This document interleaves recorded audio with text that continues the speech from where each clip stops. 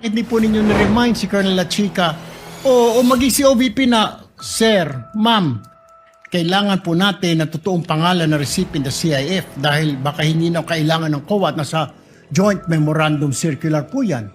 Sa nabasa ko po sa GC, Your Honor, hindi naman po kailangan po ang pangalan ng recipient po, Your Honor. Nanindigan ang testigong si dating OVP Special Disbursing Officer na si Gina Acosta na hindi required o walang utos sa Joint Circular na kailangang ilagay ang totoong pangalan ng mga recipient ng confidentials and intelligence funds. Pumalag nga si Acosta kay Senator Judge Erwin Tulfo nang sabihin nitong bawal umano sa Joint Circular ang paggamit ng mga alias. Depensa pa ni Acosta, base sa kanyang nabasa sa Joint Circular, tanggap ang paggamit ng mga naturang dokumento kahit pa questionable ang mga pangalan ng mga tumanggap. Samantala, iginiit din ni Gina Acosta na walang kahit isang sentimo mula sa confidential funds ang kinuha o personal na natanggap ni Vice President Sara Duterte. Sa kanyang pagtistigo, sinabi pa ni Acosta na hindi umano kailanman nahawakan o nakita mismo ni Vice President Sara Duterte ang mga pondong nakalaan para sa confidential funds. Ayon sa kanya, ang aktwal na pamamahala at pangangasiwa sa naturang pondo ay nasa OVP Security Head na si Colonel Dante La Chica. Mahalaga ang pahayag ni Acosta sa impeachment trial dahil direktang tumutugon ito sa mga aligasyon tungkol sa paggamit ng confidential funds ng OVP.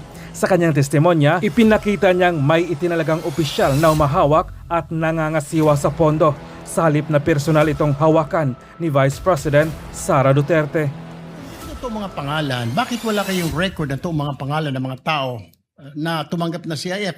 Bakit di po ninyo na-remind si Colonel La Chica o maging si OVP na, Sir, Ma'am, kailangan po natin ng totoong pangalan na recipient ng CIF dahil baka hindi na kailangan ng COA at nasa Joint Memorandum Circular po yan.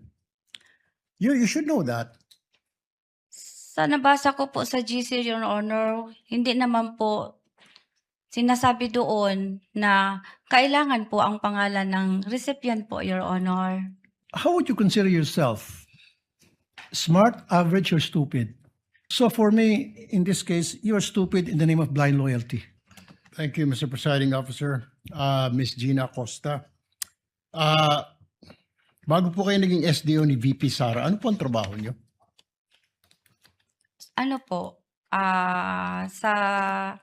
sa office po ng Office of the Vice President, Vice Presidential Officer 6 po ako, Your Honor. No, nung mayor po siya, anong trabaho niyo? Empleyado na ba kayo ng gobyerno? Paano kayo nagkakilala ng Vice President? Empleyado na po ako ng gobyerno, Your Honor, doon po sa Sangguniang Panglungsod, Your Honor. Anong trabaho niyo po sa Sangguniang Panglungsod? First po is stenographic reporter, Your Honor. And then po, nagiging supply officer po, Your Honor. Anong year po kayo nagkakilala ng Vice President?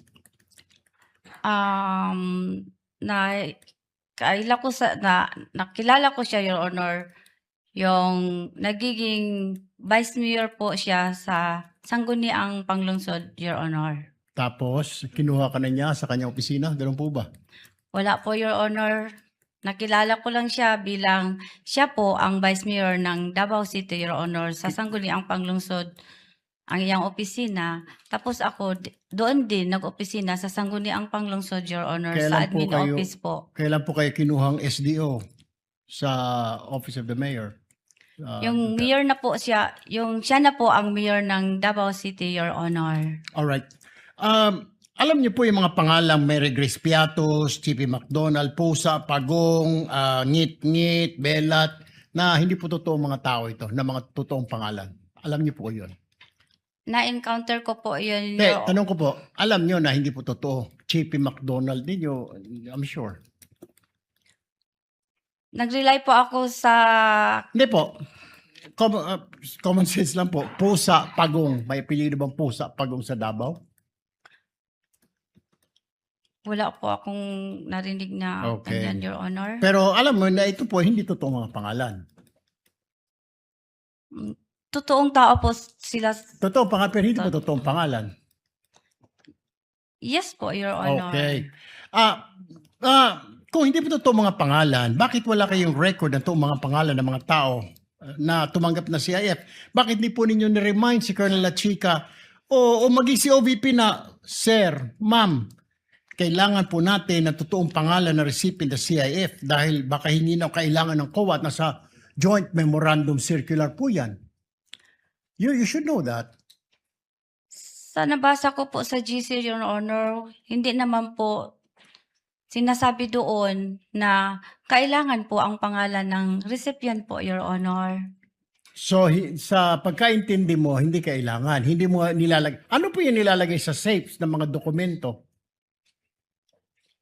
Anong mga nilalagay? Anong nilalaman? Di ba pinapabili po kayo ng safe, di po ba? At bumili kayo ng safe. Tama po? Meron po kaming safe, Your Honor. Okay. Anong nilalagay sa safe? Nakalagay po sa Joint Memorandum Circular po yun. Meron po, ang nilalagay po doon yung mga documents po. Anong documents po yun? Yung CDR po. Okay. Alam niyo na si Colonel La Chica ay hindi po maaring mag-disburse dahil wala siya fidelity bond. Pero dahil utos po sa'yo ni VP Sara, sumunod ka lang. Tama po. Instruction po yun. Siya po ang Kaya nga po. designate ni Ma'am BP Yes. Sara na security Kaya nga officer, Your Honor. Kaya nga po. Pero alam niyo na wala po siyang fidelity bond. And yet, dahil utos po ni VP, dinisburse po sa kanya. Tama po? Yes, Your Honor. Okay. So, tanggap mo rin po ang rason ni Colonel La Chica na huwag ka na magtanong kasi confidential fund yan. Hindi ka pwede magtanong. Despite the fact na ikaw ang disbursing officer at baka sumabit ka. So, hindi mo na tinanong, ano ba talaga ito, Colonel? At delikado ito, baka sumabit ako. Tama na ba yung sagot niya? Huwag ka na magtanong, tumahimik ka na lang dyan dahil confidential fund yan. Ikaw ang disbursing officer. Meron po siyang binigay sa akin, Your Honor, na fund utilization report po, Your Honor. Aside po sa pag-verify ko sa kanya kung bakit ito ang pangalan, Your Honor. Kasi confidential in nature po yun, Your Honor. So sa tingin mo, walang mali po sa paggasta ni Colonel La Chica sa intelligence fund, confidential fund ng Office of the Vice President? Sa tingin ko po wala kasi nabigyan po niya na ako ng fund utilization report, Your Honor, na binabangga ko po sa object of expenditures na binigay niya sa akin. Nagtugma po ang mga amount, Your Honor, at saka yung ano pong expenses ang dapat ma-incur niya, nandoon po rin, Your Honor. One last question, Presiding Officer. So, ibig kong sabihin, from the very start po, pagbibigay ng mga alias, walang totoong pangalan, paggasta ng mga class sa mga tree planting, okay lang yun. Part po yun ng confidential fund. Sa tingin mo? Basta po, binigyan po ako. Kaya nga po, sa tingin mo, yung from the very start, yung mga Mereges Piatos, Pagong Pusa, normal yun. At pagkatapos yung paggasta sa mga tree planting, paggasta sa mga mga pagbili ng mga silya, lamesa, bahagi ng intelligence fund as a disbursing officer. Marami kasi ang tanong mo.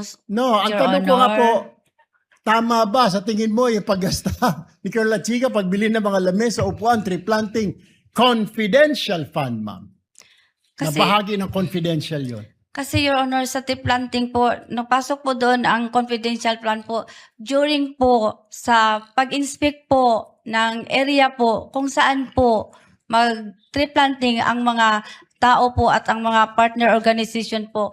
So pag-survey po, yun po, papasok po ang confidential operation, Your Honor. Pati po pagbili ng lamesa, may confidential din yun. Kailangan under strict confidence sa pagbili ng lamesa at upuan. Gagamitin po yun sa operation, Your Honor. Okay. No further questions, Mr. Presiding Officer. Thank you, Senator Judge Erwin Tulfo. Senator Judge Rafi Tulfo, you may proceed, sir. You have 2 minutes.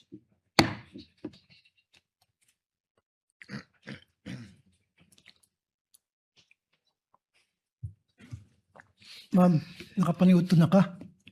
Gamay lang, sir. Gamay lang. Unsa man imong sudan? Wala ko'y gana mo kaon. Wala. Okay. Okay. Tanong ko na lang. How would you consider yourself? Smart, average, or stupid? Nasa average lang po ako nga Average. pagkatao, Your Honor. Correct. Just like millions and millions and millions of Filipinos. Good. Normal.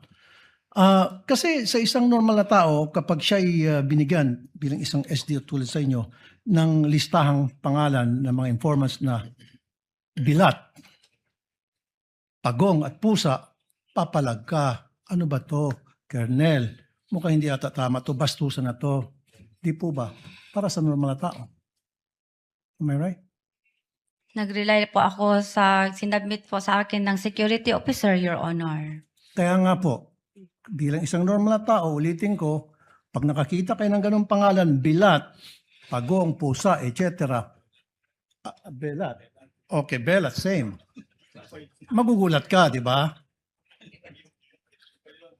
Magugulat Hindi, sa po. Bisaya, yung pronunciation yan eh. Sa Tagalog, belat, sa Bisaya, bilat yun eh. Kasi yung I nagiging I eh. Bisaya din kasi ako eh. With the permission of Senator Judge Tulfo, Chair would like to remind the gallery to kindly maintain silence during these proceedings. You may proceed, sir. Kasi isa pa po, Madam Witness, meron akong kopya dito na kung saan maraming pangalan ng mga informant at iisa lang po yung pirma. So if you're a normal or average person, papalag ka na naman. Teka muna, Kernel, bakit ganito? Bastusan na to, lokohan to. Yung iba-ibang mga pangalan pero isa lang po yung pirma. Hindi ko nagtaka. Piniripay ko po yun si Colonel La Chica, Your Honor. At ang sagot naman niya sa akin, Ma'am Gina, those are sensitive information, Ma'am Gina. At saka, confidential in nature po yun. So naniwala kayo sa sinabi niya na confidential nature kahit na isa lang signature sa napakaraming pangalan. So Kasi you siya took his po, word for it.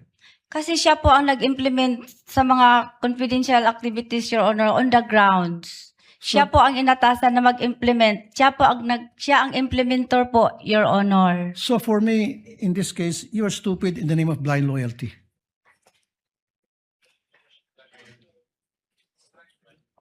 Ano po yun? Naging stupido kayo sa ngalan ng isang tinatawag na blind loyalty. Nakapikit kung ano yung sinasabi sa iyo ng nakakataas, sinusunod mo na lang.